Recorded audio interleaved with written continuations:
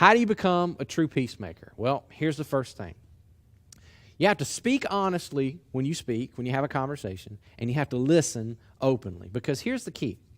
If you're going to resolve conflict with another person, and you're going to fight for true peace, it always starts with a conversation. And by the way, let me just say this.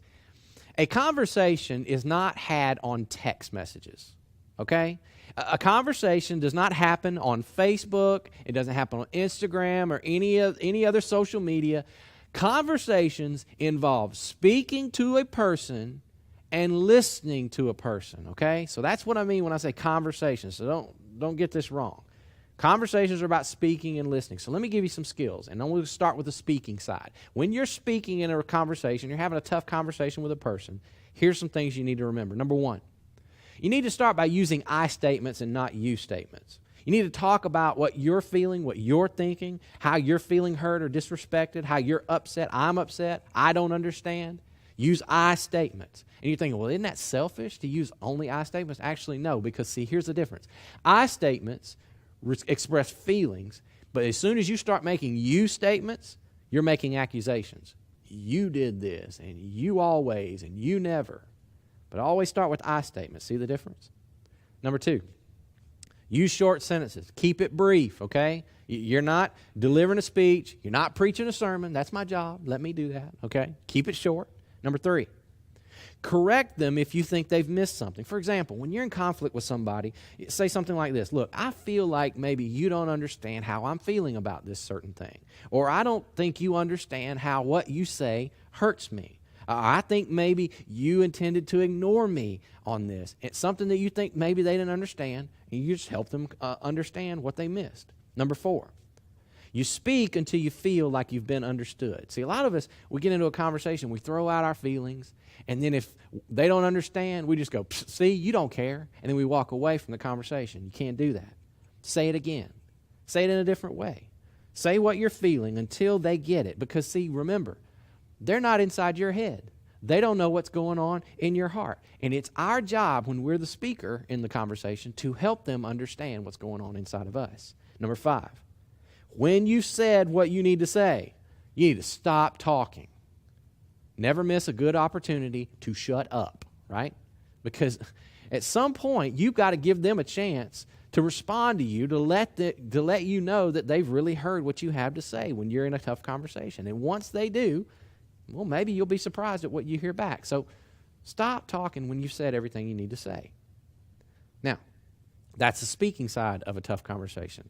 But we all know there's two sides, all right? There's the speaking side, but then there's the listening side. And I think this one could be just as important. In fact, I think it's probably more important. So what are some skills you need to practice when you're the one on the receiving end, when you're listening? Number one, you need to put aside your agenda.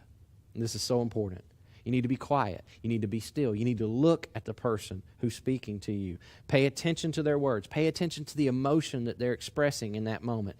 And for whatever you do, don't be thinking about what your next line is, what you're going to say next. Because the moment you think about what you're going to say, how you're going to come back, you've stopped listening. Number two, let them speak until they have finished a thought. See, we're so good at cutting people off. See, you hear somebody say something, you say, oh, I get what you're saying, and I know exactly what you're going to say, so let me say this. And we cut them off. You can't do that. You got to hear the entire thought because there probably is more behind it than you think. Number three, reflect their words back to them. And this is huge. This is so helpful.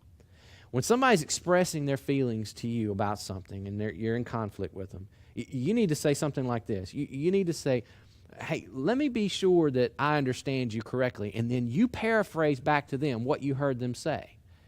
And then you wait and see what they say. If they say, no, that's not what I meant, then say, well, can you say it again?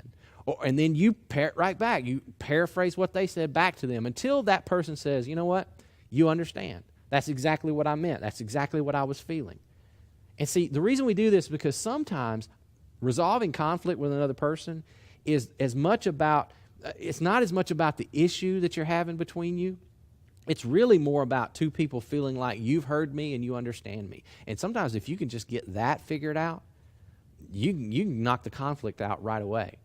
It's just an issue of hearing and understanding. Number four, when the person speaking to you is done, you should ask them, hey, is there anything else you want to say to me? Is there more to this? See, this keeps us from getting in that situation where somebody walks away from a conversation and says, well, I didn't get my say in, or I didn't get to say everything I was feeling. No, you give them the opportunity. You say, hey, is there anything else you want me to know? Get it all out in the open. I'm inviting you. I want to know everything that's going on. And then finally, number 5, ask this question. Hey, of everything that we've talked about that you just shared with me in this conversation, what's the one thing that I need to remember? What's the one thing you want me to know more than anything else? And see, this will give you some action steps. This will give you something you can take with you and you can begin to put into practice. And probably it'll be something that you can do to keep the conflict from coming back and happening again.